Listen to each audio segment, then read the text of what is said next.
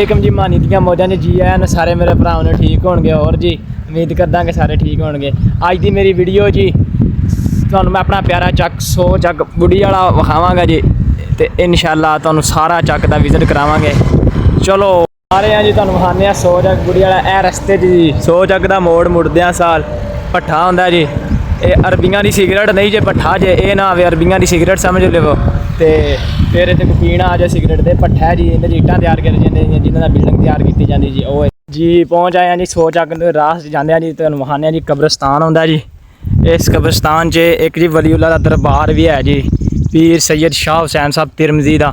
ये जी उन्होंने दरबार है। तुहानूं दरबार विखा के ते फिर तुहानूं अपना पिंड विखाने जी। इस तरह जी जी ए दरबार है जी। ए देख लो जी, पीर सैयद शाह हुसैन साहब तिरमजी रहमतुल्लाह अलैह दा दरबार है।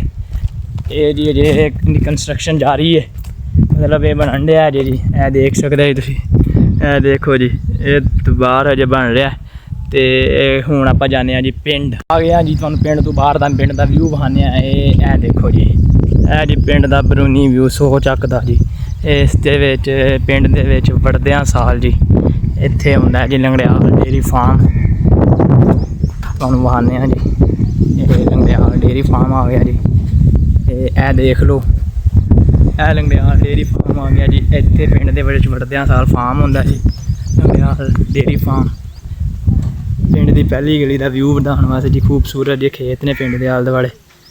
चलो आ जाओ जी, तुहानूं अगे विखाने। गली के आखिर दे विच जी कुड़ियां वाला लेडीज स्कूल जी, गौरमेंट गर्ल्स प्राइमरी स्कूल, जेड़ा कि 5वीं क्लास तक करे सरकारी स्कूल है जी। ए नाल जी सरकारी स्कूल। टैंकी है जी, पानी वाली टैंकी जी, किसी का घर ना समझ लियो। पिंड का मेन बाजार जी, ये जो ज़्यादा चलन वाला। इस बाजार के जी दुकाना भी बहुत ज़्यादा ने। यह मस्जिद वेखण दे तुसीं, इस पिंड की मस्जिद तुहानूं विखाने जी। नेड़े जा रहे हैं जी आप मस्जिद को, तुहानूं मस्जिद विखाने जी। ब्यूटीफुल साडे पिंड की मस्जिद है जी।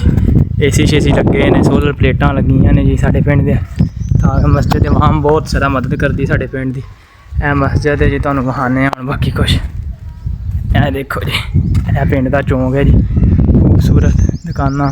दर्जी की दुकान है जी, होर इत्थे बहुत ज़्यादा दुकाना भी नहीं है जी। ए देखो जी साडा पिंड खूबसूरत। चलो जी विखाने तुहानूं पिंड का मुंडियां वाला स्कूल जी। ये स्कूल तुहानूं विखाने जी। ए जी पिंड का मुंडियां वाला स्कूल है जी। ये 8वीं तिकर है जी, मिडल तिकर। एंड तुहानूं व्यू विखाना, बच्चे खेलन डे ने जी। ए देखण डे जी तुसीं जी पिंड का। तुहानूं मैं दसदा हुण बाकी गल्लां जी। पिछे वेख सकदे जी मेरे मस्जिद भी है जी, तुहानूं मैं विखाना। है जी साडे पिंड की टोटल आबादी है जी 5000 मतलब आबादी है टोटल, बंदा 5000 रहिंदा है। 200 घर ने जी, 200 घर ने। तो इस दे विच ज़्यादा अक्सरीयत जी 6 कौमां रहिंदियां जी। ज़्यादा अक्सरीयत दे विच ने राइयां तो बाद जी ज़्यादा अक्सरीयत ने विच जी चद्दड़ां तो बाद जी आउंदे ने लंगड़ियालां तो बाद आउंदे ने जी बाजवे जिहड़ी कि मेरी कौम है जी बाजवे। तो बाजवेआं तो बाद आउंदे ने जी झाला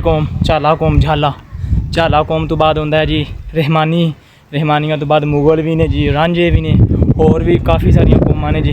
साडा पिंड का व्यू भी बहुत अच्छा जी। कमेंट च दस्सिया करो कि किस तरह का साडा पिंड लग्गा जी। ए जी मैं अपना मेरा खूबसूरत जिहा पिंड है, ए तुहानूं विखाना जी। ए देखो जी टोटल व्यू तुहानूं दस्सिया जी तकरीबन, बहुत प्यारा। तो साडे पिंड च तकरीबन 14 दुकानां ने जी। एक नाई की दुकान भी है जी, नाले जी एक दर्जी की दुकान भी है। ठीक है जी, इंशाअल्लाह अगली वीडियो ज़रूर मिलांगे।